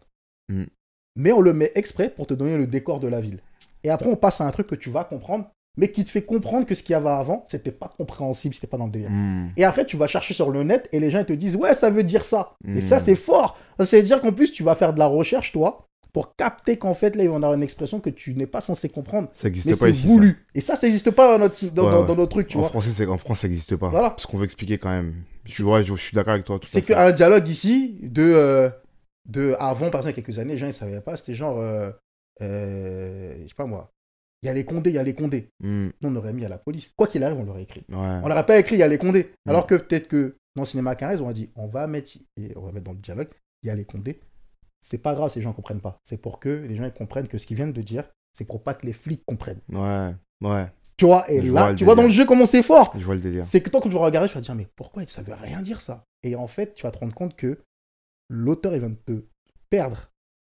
Comme il voudrait, comme le dialogue voudrait que ça soit. T'es pas de leur côté. Toi, t'es neutre. Ouais. Donc toi, t'es perdu autant que les keufs. Et tu comprends pas ce qui vient de se passer. Ouais, je vois très bien. Ok. Et c'est ce truc, même ce gap-là, là, si on arrive à ça, déjà que nous, je pense qu'on commence à mettre une tangente à pas mal de trucs. Tous les carrés, ils n'arrivent pas à se renouveler en ce moment. Ils se renouvellent beaucoup en série. Ouais. Ils sont de plus en plus forts en série. Et j'ai l'impression que, du coup, comme ils ont en série, tu as le temps de rentrer dans ton personnage, il y a plein de bons réals qui vont plus dans le ciné. J'ai l'impression qu'ils ont besoin, eux, maintenant, de raconter des histoires qui durent 10 heures. Ouais, bah ouais. Tu vois, parce qu'ils s'amusent plus. Ouais. Et du coup, ils laissent le cinéma aux géants, qui se renouvellent pas forcément. Et dès que tu as Jordan Peele qui arrive, mais il met une baffe à tout le monde. Tu vois, dès qu'il y a un nouveau qui arrive, il met une baffe à tout le monde, parce que il y a que des vieux qui ont leur façon de faire. Et dès qu'il y a un mec qui arrive, il est là. Les gars, on raconte plus d'histoires comme ça, en fait. Mais clairement, de ouf. Et en plus, je crois que même en France, je pense, hein, de plus en plus, les séries, comme c'était un peu le second art du cinéma, on laissait la place à toutes les histoires. C'est pour ça qu'en série, on a créé Plus belle la vie, que ça n'aurait pas pu devenir un film. Après, on en pense qu'on veut. mais tu vois, c'est pour ça que... Mais tu vois, par exemple, une série comme Atlanta, Insecure, comme tu disais, plein de séries comme ça aurait pas pu être des films parce que c'est des narrations qui sont... Si on aurait dit... Je sais pas, je me dis une bêtise, mais si Zara, elle a dû aller voir, je sais pas, Warner Bros, elle leur a pitché, mais je vais raconter l'histoire de deux meufs renois trentenaires... en vrai, normal, hein, juste des meufs renois trentenaires, une célibataire, l'autre non, une qui a un mec qui galère, l'autre... Ils auraient dit, ouais, ok, mais ça raconte quoi? Il n'y a pas de mafieux, il n'y a pas d'Avengers, Il n'y a pas de drogue, il n'y a pas de truc. pas de... C'est quoi? Non, juste on est deux meufs, on galère un peu. Ouais. Bon, fais ta série, vas-y. Ah. À Koh-Lanta, c'est pareil. Genre, ouais, moi je raconte l'histoire d'un pote à moi. Et en fait, je vais l'aider à devenir un peu son manager. Ça va être un rappeur. Ouais, mais c'est une grosse Kaira. Non, c'est juste un mec qui rappe à Atlanta. S'il y a la cité, mais c'est pas trop lui la Kaira. Bon, fais une série. Tu vois, c'est ça voilà. le truc, je pense, tu vois. Et ça a permis de créer des narrations. Sauf que les gens, ils ont vu les trucs, ils se sont dit, ah ouais, en fait, c'était pas si facile que ça, et c'était pas si bête que ça, ces idées, tu vois. C'est pour ça que ça a permis de renouveler les genres. Tu racontes du quotidien. Mais grave. Mais tu le racontes en mieux. Ouais. C'est comme si, en fait, tu nous racontes notre vie de tous les jours, mais juste en un peu mieux. Tu gardes les meilleurs moments de la journée et t'en fais une série. Et je trouve que c'est fort, tu vois. Insecure, c'est genre que 25 minutes par épisode. Ouais. Mais, même dans les 25 minutes, elle arrive à faire des moments calmes, des moments forts, des moments calmes, des moments forts. Et ça raconte, même quand ça raconte rien, c'est pour raconter un truc. Ouais, clairement. Tu vois, des fois, ils ont des discussions entre meufs de et c'est totalement des trucs où il y a des meufs, quand tu regardes sur le net, elles se retrouvent. Ouais. Ah, mais c'est totalement les conneries qu'on se dit, tu vois. Et ça, le cinéma, il n'arrivait pas à le faire. Ouais. À mettre ces moments-là, à part moi, je trouve, les ceux qui arrivent à le faire, et je pense que c'est parce qu'ils viennent pas du cinéma, c'est les films renois. Ouais. Eux, ils arrivaient à faire des moments où ça raconte rien, mais ça raconte un truc. Tu vois. Là, tu vas perdre tout le monde parce que personne n'a parlé Renoir regarde des films Renoir. Surtout américains. Ouais. C'est ça. Mais en fait, c'est que les gens savent pas. Mais c'est que. Alors, on va pas parler de complot et tout ça. Hein, mais faut savoir que les distributeurs français ne veulent pas diffuser des films afro-américains en France. Faut le savoir. Il y a des films qui ont des succès incroyables aux États-Unis, diffusés, qui sortent pas ici parce que les distributeurs disent ouais, il n'y a pas de public pour ces mecs-là. Voilà. On les sort pas. Ouais. Et du coup, malheureusement, il y a plein de gens qui n'ont pas accès à ces films, qui sont des films super, qui sont pas des films clichés. Les Renois, c'est pas des Renois, c'est juste des gens normaux.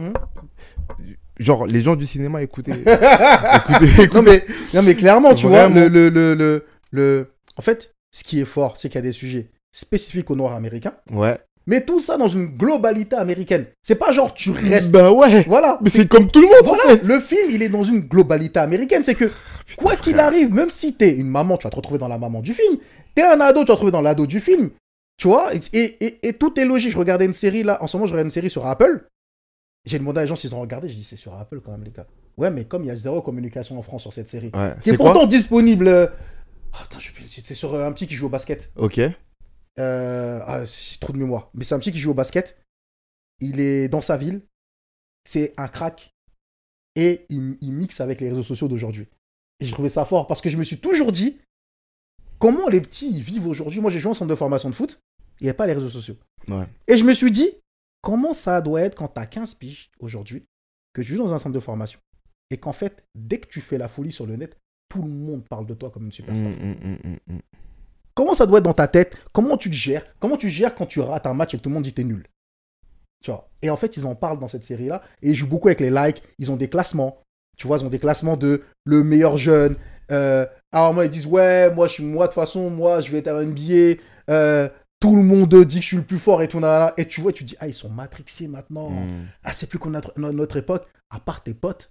Mais personne ne savait ce que tu foutais sur le terrain. Ouais. Tu vois. C'est un jour quand tu signes pro, tout le monde dit mais il était fort à ce point-là, lui. Tu vois, ça s'arrêtait là. T'avais qu'un microcosme qui savait que t'étais fort. Personne te connaissait. Et aujourd'hui, il y a plein de petits qui ont 15 ans. Tout le monde parle d'eux. Mais lui qui joue à Lyon, mais tu sais pas, lui, demain ça va être le Ben Arfa. Tu te dis, chelou. Et cette série, c'est fort parce que ça a amené ça. Ça a amené la relation entre. En fait, ils ont mis plein de moments d'aujourd'hui. Ils ont mis Black Lives Matter, ils ont mis dans la série. Il y a du. L'équipe, elle est quasiment composée que de Renois. Et ce qui est intéressant, c'est qu'il y a un latino et il y a quelques blancs. Mais sauf qu'elle est majorité Renois, elle est tamponnée en mode Renois. Je savais pas, par exemple, en fait, je me doutais pas, comme c'est pas ma réalité, qu'effectivement, ils vont aller jouer dans des états racistes. Il y a des joueurs Renois en face. Mais bizarrement, ils vont attaquer l'équipe qui est pas la leur et ils vont faire des trucs contre les Renois de l'équipe en face. Et je faisais, putain, mais oui, c'est logique. Ouais. C'est logique si tu vas jouer dans le Texas et que t'as un petit qui vient, je sais pas moi, de New York ou truc. ils vont te rentrer dedans. Alors qu'il y a des Renois dans leur équipe. Ah, ouais. Mais alors, ça les dérange pas quand même de t'insulter de sale Renois, tu Ouais, vois. de ouf. Mais tranquillement, il y a un drapeau confédéré sur le mur. Et tu imagines un petit de 15 ans qui a jamais voyagé. Lui, le drapeau confédéré, c'est comme un drapeau nazi pour lui. Ouais, Et il de voit ouf. ça dans un stade. Tu sais, il y a des trucs comme ça, en fait, qui te mettent dans le truc et te disent. Et je dis, putain, tu vois encore les Quinrés. Encore une fois, ils me mettent une leçon. En mode, ils ont fait une série. Ça se voit qu'il n'y a pas beaucoup de budget. Hein. Mais la narration, là, le truc qui rentre dedans et la réalité dans laquelle ils t'installent, t'as envie de suivre le truc. Tu te dis, les mecs, ils sont dans le concret, ils sont dans aujourd'hui. Ils te parlent pas d'un truc d'il y a 20 ans. On va faire une série sur, je sais pas moi, Jeanne Curie. Tu vois, nous, on aime bien faire ça sur les gloires du passé. Non, non, on va faire une série sur les gens d'aujourd'hui. Mm. Ce qui pourrait être une star de demain, c'est totalement une fiction. Mm. Et ça pourrait être une star de demain. En fait, on t'ancre dedans.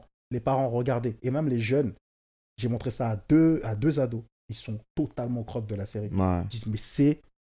Ça nous parle. Ça, c'est ce qu'on veut voir, nous. Ça, c'est un mec qui nous ressemble, qui rigole comme nous, qui a les mêmes potes que nous, qui a les mêmes délires que nous, qui va au lycée comme nous. Ouais. Et c'est pas vos séries à vous, en fait, de vous, vos trucs de ah, je t'aime pas, ah là là là. Non, il y a de la complexité, tu vois. Et ils ont limite, il y a plein de gens qui ont limite l'impression qu'on a passé on a eu un passé qui était pas aussi douloureux que. Je me dis, mais si, on a eu la même chose que vous. Mais juste que nos séries, en fait, on n'aimait pas raconter les trucs trop graves. Ouais. Tu vois, nous, on regardait Koubiak. Ouais. Nous, c'était. Sauvé par le gong. Voilà, nous, c'était des trucs un peu drôles sur le lycée. Vous, c'est des histoires d'euphoria. Ouais. Où ça se drogue. Ouais. Où des gens, ils se défoncent. Et tu dis, mais ça existait à notre époque, t'inquiète pas. Mais on ne voulait pas en parler. Mais vous, c'est fort, vous arrivez à en parler. Et à le montrer. Et à montrer, en fait, ce qui se passe réellement. Ouais, au lycée, il y a des gens qui se droguent et les parents ne sont pas au courant. Et ils se défoncent la gueule. Et ils sont sous alcool et tout. Et je trouve ça fort. Et ça, je trouve qu'ils n'arrivent pas à le faire en film. Tu vois, en fait, on dirait que c'est risques qu'ils prennent maintenant en série. Quand ils nous envoient un film, Les Quinrés, maintenant, c'est... Bon, ça va. Et quand ils se mangent Les Misérables, la Gilly, ils sont... Oh ouais, les Français, putain. Ah, les Français, ils prennent ce risque. Putain, ça y est, on dirait que... Tu vois, ils ont...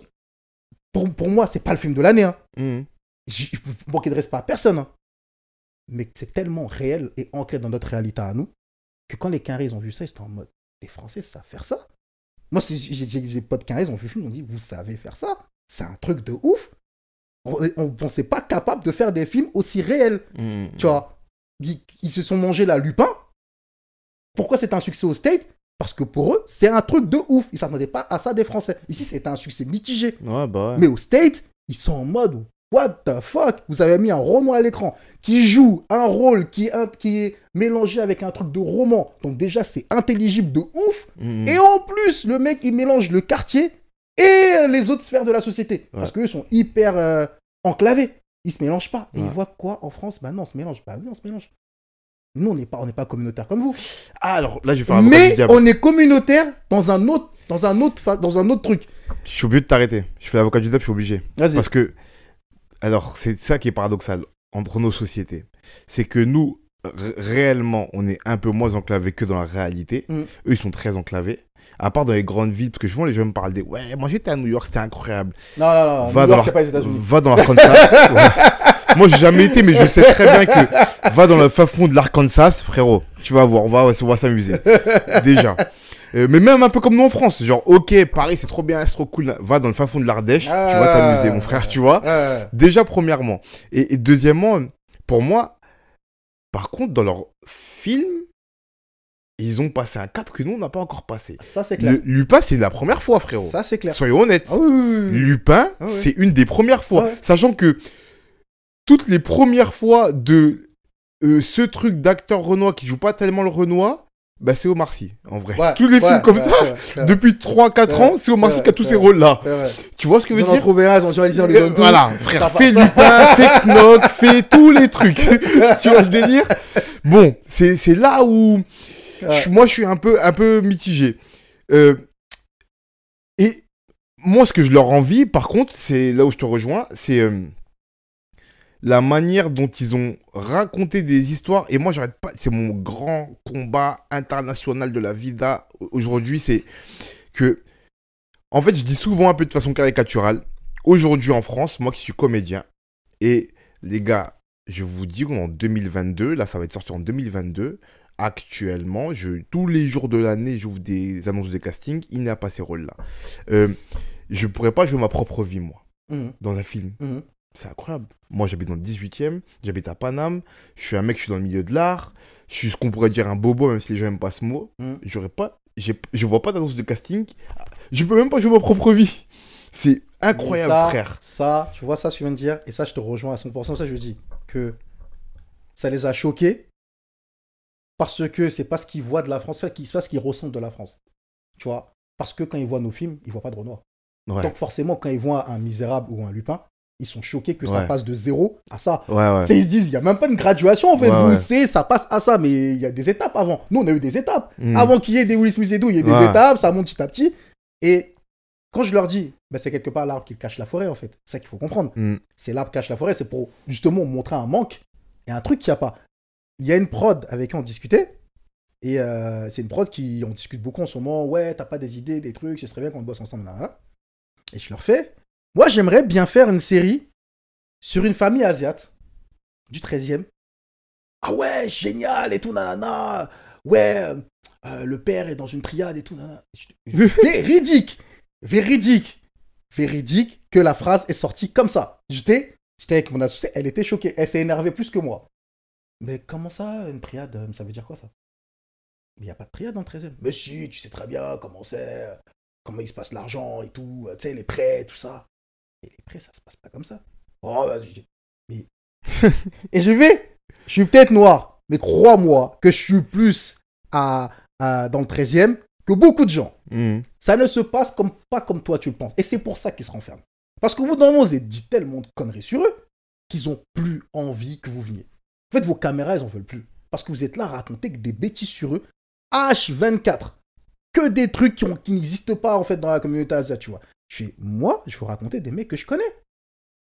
Et ben moi, je veux un père. Le père, il est rentré dans la culture asiatique. C'est un mec, il est cadre dans une société. Il a un problème entre sa vie de français parce qu'il est très franc. Et il y a les traditions. Et il y a les traditions qu'il a envie de suivre. Et il y a sa femme qui est hyper francisée, qui connaît rien à la culture asiatique. Il me regardait bizarre. Je dis oui, parce qu'il y en a beaucoup, en fait. Parce que ça, vous ne savez pas. Qui ne connaissent rien, au fait. Qui ne connaissent rien en délire. Il n'y a pas plus français qu'eux, mais parce que leurs parents voulaient les intégrer absolument. Je dis, mec, tu sais pourquoi je veux écrire ça? Parce qu'on vient de passer 2 ans à faire des émissions sur une chaîne qui s'appelait Y de TV. On a interviewé des Asiates pour qu'ils racontent leurs histoires. Parce qu'en fait, je voulais montrer aux gens que ce que vous pensez, c'est pas ce qui arrive. Et il y en a plein qui me racontaient que quand j'ai eu un enfant, je commençais à penser au fait, mais t'es asiate. Putain, tu ne pourras même pas apprendre la langue à ton gosse. Tu sais pas cuisiner la bouffe. Mais qu'est-ce que tu fais? Et ils repartent vers leur culture pour se dire, mais il faut que je transmette quelque chose à mes gosses quand même. Parce que ça se voit que je suis pas... tu vois, ce qui est fou, c'est que toi, t'es en mode asiate ou noir ou rebeu, ce que tu veux. Voilà. T'es pas trop imprégné de la culture, mais les gens croient que si. Ouais. Et du coup, les gens vont croire que t'es vraiment un rigoriste de ta culture, alors qu'en vrai, toi-même, tu te poses des questions de ouais, je ne la connais pas tellement, faut que je la transmette. Et c'est existe chez les Renois, et c'est existe chez tout le monde. Et en fait, tu te dis, mais en fait, les gars, vous n'allez pas comprendre à grandir dans les mêmes écoles. Et nos parents, ils travaillaient de 8h à 22h. À quel moment ils vont t'expliquer c'est quoi le bled? Tu connais rien. Toi, tu connais que la France. C'est-à-dire que toi, t'es même plus français que certains. Tu vois, je me souviens, il y a un mec qui voulait me raconter sa vie, je sais plus quoi, là, c'était au lycée. Il y a un mec un peu cisra, et je commence à lui parler de l'histoire de France. Que tu sais que le premier mariage reconnu par la France est au XIVe siècle. Il me dit pardon. Je dis oui, je suis en train de recherche. C'est-à-dire que quand toi tu crois que les Renois sont arrivés au moment de l'esclavage, non, il y en avait avant. C'est-à-dire que en fait le brassage mondial, il existait avant. Il n'est pas aussi présent qu'aujourd'hui parce que les moyens de transport sont pas les mêmes. Mais le noir qui est sur le drapeau corse là, pose-toi la question pourquoi. Ce sont les morts. Les morts ne sont pas arabes, ils sont noirs. Pose-toi la question pourquoi il y a ça là-bas en Sardaigne et dans d'autres endroits. Ça a une histoire. C'est-à-dire qu'il y a du sang mêlé là-bas. Tu vois, quand en Grèce, il y avait... En Grèce, hein, donc on part dans des années, tu vois, très loin. Il y avait des soldats noirs. C'est-à-dire dans les graveurs, même aujourd'hui, ils finissent par reconnaître, ils ne voulaient pas reconnaître à l'époque, c'est-à-dire à tel point les scientifiques étaient biaisés, ils reconnaissent que dans les graveurs, les Grecs ont reconnu qu'il y avait des soldats noirs qui respectaient et qu'ils ont reconnus comme grecs. Et qui se mariaient avec des femmes grecques. Et que personne trouvait ça bizarre. C'est-à-dire quand tu dis ces gens-là ont compris qu'à un moment donné, on est un peu pareil et qu'en fait, venez, on se rassemble et qu'on forme des grands empires, comment nous, on n'arrive pas à comprendre aujourd'hui que dans le simple art, tu peux mettre un Renoir médecin et personne ne va se dire c'est bizarre. À part vous, les décideurs. Personne dans le public va se dire c'est bizarre. Je vous assure, faites-le. En plus, je dis à la fin du truc, fais le test. Fais un film demain et le prof à l'école, c'est un Renoir qui n'a pas d'accent. Fais le test. Tu verras si les gens vont tiquer. Il n'y en a pas un qui va tiquer. Parce que c'est notre quotidien. Tu crois qu'on va à l'hôpital, on voit qui? C'est qui nous soigne? Je suis parti dans un village véridique. C'est même moi qui ai tiqué et pas les gens en face. Je dis, bah, il y a quoi au fait que le curé soit noir? C'est eux qui m'ont dit, les blancs qui sont là-bas, qui m'ont dit, c'est bizarre ce que tu dis. Je dis, c'est que je vis vraiment trop à Paris, en fait. De ouf. Le curé, c'est un Gabonais, un Renoir. Et tout le monde trouve ça normal. On est dans un village. Hein. Certes, il y a des Cisrins, mais il n'y en a pas un qui trouve que le curé, c'est pas normal qu'il soit Renoir. Du coup, moi j'ai une question. Et ce sera la dernière avant qu'on conclue.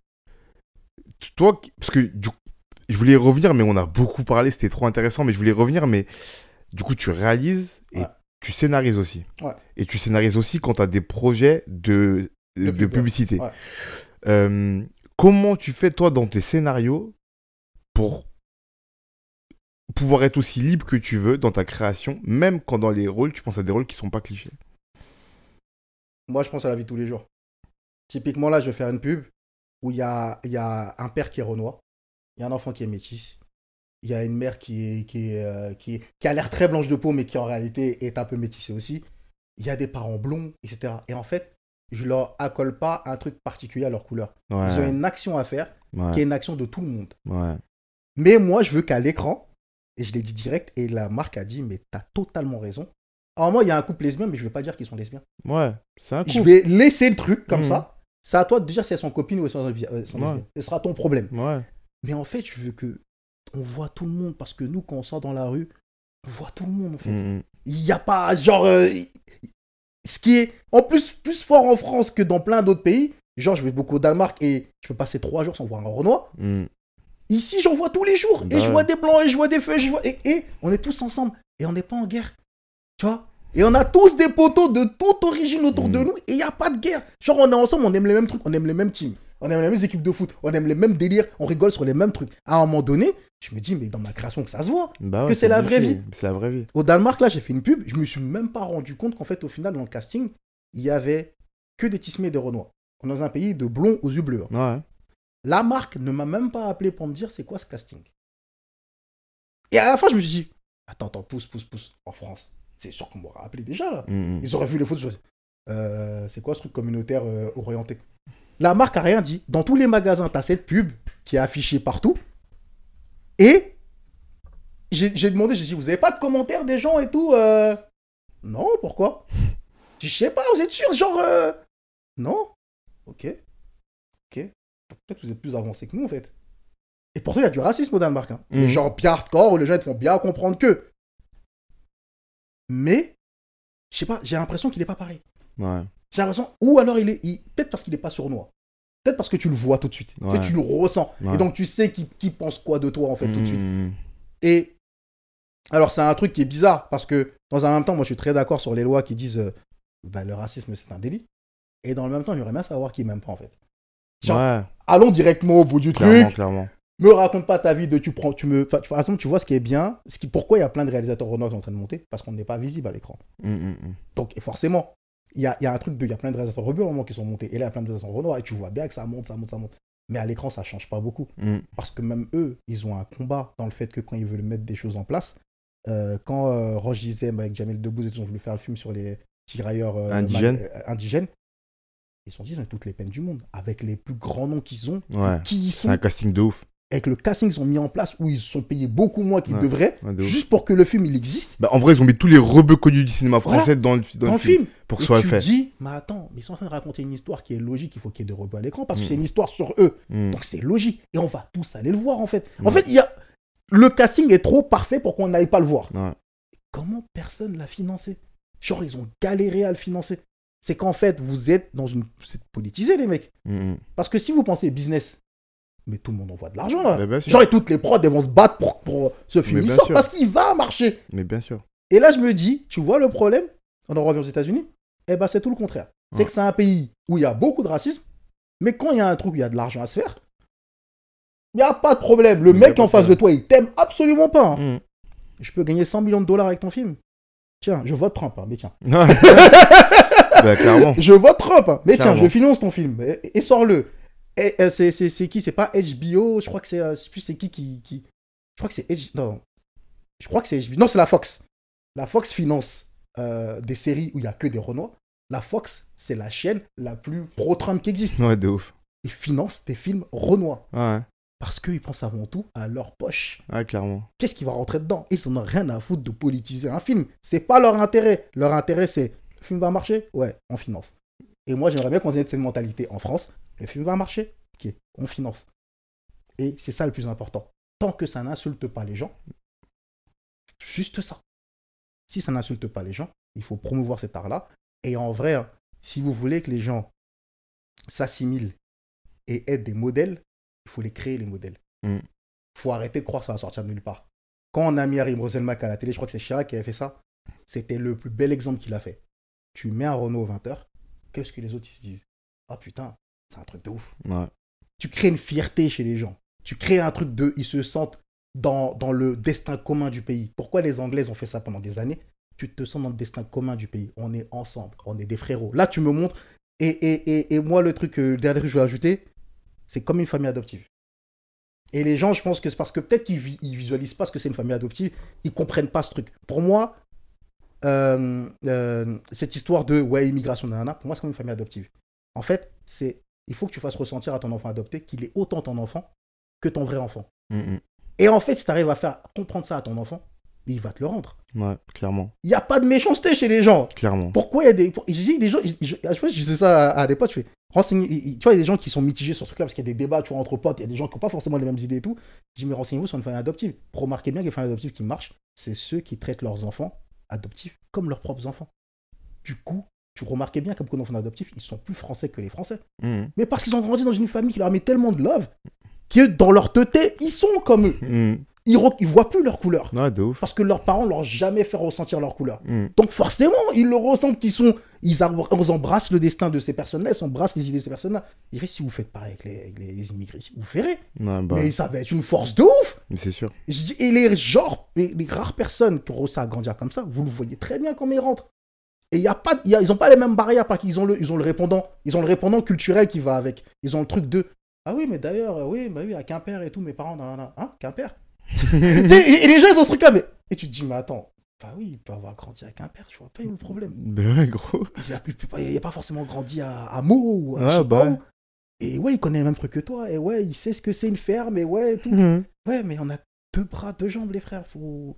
Tu vois, c'est ce truc, moi, c'est cette barrière-là, je pense, non, c'est peut-être un message politique, mais cette barrière-là, je me dis, quand elle sera défoncée dans la tête des gens, des décideurs, pas des gens normaux, des décideurs. Parce que les décideurs, c'est l'ancienne génération. Quand Louis Vuitton met un Off-White et que Virgil Abloh, il ramène des milliards à Louis Vuitton et que ça cartonne et que la marque, elle prend encore plus d'envol, Bernard Arnault envoie un message. Les gars, voilà ce que je viens de faire. Et c'est pas forcément le plus talentueux, mais j'ai décidé, moi, de mettre un Renoir. Voilà, j'ai fait le geste, j'ai mis un Renoir. Ça n'a pas coulé ma marque. Ça marche. Ça continue à marcher. Ouais. Et ça a fait quoi? Ça a créé d'autres qui sont montés. Et ça a créé même dans l'industrie qui commence à mettre plus de mannequins Renoir. Et ça, tu vois, et ça a fait un mouvement de on va aller chercher les talents comme ça parce qu'en vrai, ça marche. Et on a l'exemple par A plus B. Tu vois. Et Arnaud, les gens ne savent pas, mais c'était l'un des premiers mecs qui finançait, qui aidait Basquiat. Tu vois. Et ils se connaissaient. Parce qu'ils étaient à peu près de la même génération. Les gens ne savent pas qu'il était à New York et qu'il était déjà dans le kiff de la culture renois et de l'art, parce que c'est un gars de l'art. Et quand il a vu Basquiat, il a dit, ce mec, c'est un génie. Et il a commencé à acheter ses œuvres. Ces gens, ils font des recherches, ils vont voir que c'est un des mecs qui a le plus de toiles de Basquiat dans ses bureaux et dans ses collections. C'est-à-dire que c'est pas un truc qu'il faut aujourd'hui. C'est pas genre un gars... C'est pour ça que je dis ce truc-là, si tu ne l'as pas dans ton cœur, ça peut pas sortir de nulle part. C'est pas un gars qui l'a fait il y a 5 ans. C'est un gars qui l'a depuis très jeune, ce truc d'aller vers la culture renoise et de la comprendre et de comprendre la culture renoise dans un ensemble de cultures. Pas à part. Ça fait partie de tout le truc. C'est des artistes comme les autres. C'est pour ça qu'à cet âge-là, il le fait et que son fils continue le truc et que ses enfants continuent le délire et continuent à promouvoir le truc. Culture hip-hop, Louis Vuitton, et vas-y, on achète Off-White et on met des trucs et on achète Supreme et tu vois, et on fait des collabs avec Supreme, on fait des collabs avec Kanye West, parce qu'ils ont la culture en eux, et que ces gens qui ont voyagé, qui ont vu. Si les décideurs autres font ces choses-là, demain, tu joueras un rôle qui sera pas cliché et qu'on sera tous les premiers à se dire, bah, c'est évident, en fait. C'est normal, bah. De ouf. Il y a quoi de sorcier, en fait, à ce qu'il joue un mec qui tient une boutique, je sais pas moi, un coffee shop dans le 18e, c'est son rôle dans la série. Ah, de ouf. J'attends que ça, frère. Je n'attends que ça. Frérot, on va conclure. Ça va? Pour conclure, je pose toujours 3 petites questions. Mm. La première, c'est cite-moi ton objet favori. Ouh, mon téléphone. Le mal du siècle. Mon téléphone, parce que je peux filmer, parce que je peux prendre en photo, parce que tout ce que je vois dans la rue et qui m'intéresse visuellement, même si je veux pas le faire tout de suite, je le garde. Mes téléphones sont quasiment pleins, j'en ai 2. Sont quasiment pleins de photos et de vidéos, de moments ou d'endroits, pour pas que je les oublie. Ou des instants de vie, pour que je les répète dans une narration. Ok. Je peux arrêter un moment comme ça, ou un truc, je fais attends. Et je photographie à un endroit, c'est bon. C'est juste ces trucs créatifs, parce que je trouve que les téléphones ont amené ce truc de... Et sur ça, et ça, c'est un truc que je voulais absolument... Ça m'a fait penser à ça. J'ai vu récemment, alors que j'aime pas le personnage, Sarkozy disait un truc là, que c'est pas l'argent qui crée les projets, ce sont les projets qui amènent l'argent. Et là, ça m'a fait totalement penser à ça. Je me suis dit, bah oui, les premiers trucs, c'est la caméscope de ma mère. Et je me suis baladé dans la ville et je filmais. Et la vidéo, elle a fait le tour. Et tout le monde a regardé, c'est un truc de ouf. C'était seulement mon caméscope. Et je montais avec, tu vois, le double enregistreur. Donc les moments où j'aimais pas, ben j'enregistrais pas. Et les moments, tu vois, j'enregistrais. Et je me suis dit, ça m'a amené à 1 porte, 2 portes, à 3 portes, et à amener à de la réalisation. Et je fais, en fait, même avec ton téléphone, tu peux raconter une histoire. Et qui est captivante quand même. Il faut pas attendre le jour où il y a un producteur qui arrive et dit, j'ai 10 millions d'euros, fais mon film. Non, clairement. c'est à toi de montrer qu'avec 0, tu peux faire du 10 millions. Mais on n'attend pas, toi, que tu fasses des images de Luc Besson. Des fois, des histoires mal filmées. Maintenant, on le voit sur YouTube. Je suis trop content de voir ça. Des gens débrouillards qui font des séries sur YouTube. Mal filmé ce que tu veux, mais l'histoire, elle est tellement forte que tu suis les épisodes. Tu dis, les mecs, c'est des génies. Ils ont pris un iPhone, ils ont filmé. Il est quand même bien le truc. Mais de ouf. Ouais, mon téléphone. Ok. La deuxième, c'est une œuvre inspirante pour toi. Ouh. Une seule. Une seule. Je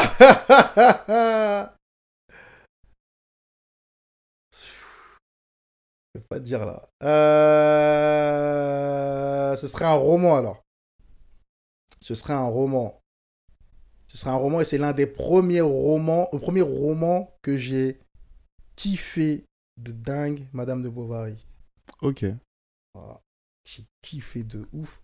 Et quand je le lisais, je voyais toutes les images. Je sentais les odeurs, je sentais tout. C'est comme si c'était tellement bien écrit que je sentais tout. En fait, je visualisais le truc. C'était un moment de plaisir, de dingue, de lire ce livre. Et l'histoire. Et tout le truc commençait à raconter. Et ça m'a enlevé plein de clichés dans ma tête, parce que j'étais très jeune quand j'ai lu ça. Et il y a plein de clichés dans ma tête qui ont sauté avec ce livre. Sur les femmes. Plein. Genre, ça a cassé.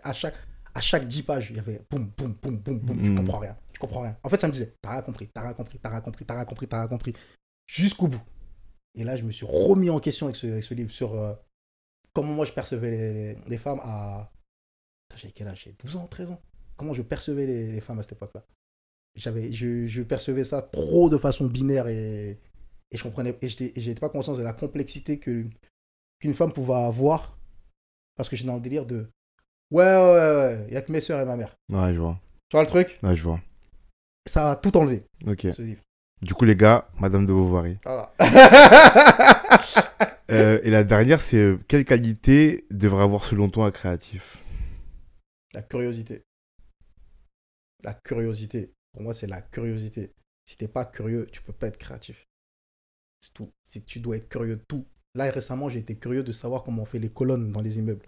Donc, tu vois, les œuvres. Je savais même pas qu'il y avait des sortes ioniques, etc. Je savais pas. Je l'ai appris récemment. Et que ça avait une signification. Que les colonnes que tu vois dans les monuments, elles sont pas là par hasard dans les églises et tout. Elles ont une signification, elles ont une hauteur par rapport à comment elle est faite, la forme, dorique, etc. Et bien, rien que ça, tu te dis, tu filmes plus pareil les œuvres. D'un coup, ta caméra, tu la mets pas pareil, parce que tu dis, mais si même la colonne, elle veut dire un truc, depuis le début, je filmais ce truc pas comme il faut. Et là, tu te concentres, tu te dis, ah, mais d'accord, mais ça veut dire quoi? Pourquoi cette forme? Pourquoi c'est voûté? Pourquoi truc? Pourquoi les moulures qu'on a? Et c'est la curiosité d'aller chercher tout le temps des choses, lire sur les gens, lire sur les peuples, lire sur les comportements humains. Les comportements humains, je suis trop content d'avoir fait de la sociologie, des choses comme ça. Le comportement humain, c'est un délire, comment c'est pas pareil d'un endroit à un autre, d'un sexe à l'autre, d'un âge à un autre. De plein de trucs tu vois quelqu'un qui te répond pas, qui baisse la tête, je comprends pas, tu lis sur les introvertis. Qu'est-ce que ça signifie? Qu'est-ce que c'est un introverti? Et pourquoi il a peur? Pourquoi il a des crises d'anxiété avec beaucoup de gens? Pourquoi plein de trucs? Et là, tu te dis, mais ça, je peux l'écrire comme ça veut dire. Parce que maintenant, je comprends ce que c'est comme personne, donc je peux écrire son personnage et à une personne anxieuse, et puis dire ça. Et pour revenir sur la curiosité, mon personnage féminin, quand j'ai fini de l'écrire, en fait, quand je l'ai écrit, j'ai demandé à des meufs. Tu vois, la curiosité m'a fait que j'ai assis plusieurs sortes de meufs et je leur ai demandé la même question sur ce que je voulais sur mon personnage. Ouais. Et il y a des choses qui étaient différentes, mais il y a des socles communs. Et j'ai pris les socles communs et je l'ai mis dans le personnage. Et quand elles ont vu ces mêmes filles, le personnage, elles ont dit, c'est totalement comme ça qu'une meuf aura réagi. Ok. Et là, tu te dis, la curiosité, elle paye. C'est important, ouais. C'est même pas, j'appelle pas c'est étudier, je veux vraiment la curiosité. Ouais. C'est que t'es curieux de tout le temps, et que tu t'intéresses aux gens, t'intéresses aux choses, tu t'intéresses à des trucs même bêtes, hein. C'est con comment ça va nourrir mais grave, mais tellement. ton cœur créatif. Ça Ouais, va mais le nourrir tellement. de ouf. Alors, j'ai rien à ajouter de plus. Vraiment. Je suis d'accord, la curiosité, c'est la première des qualités qu'il faut avoir selon moi. Bah, merci. Merci à toi, merci de m'avoir reçu. Hein. Avec grand merci d'être venu, vraiment. Likez, abonnez-vous, partagez. Je vais mettre en lien dans la description le lien vers ta page de Paris 13 là pour que les gens voient ce que tu fais. Ouais. Et abonnez-vous à son compte. Bah oui, et suivez le truc, on va partager aussi fort. Merci beaucoup. C'était un très très bon moment. Merci beaucoup. Et à la prochaine. À la prochaine.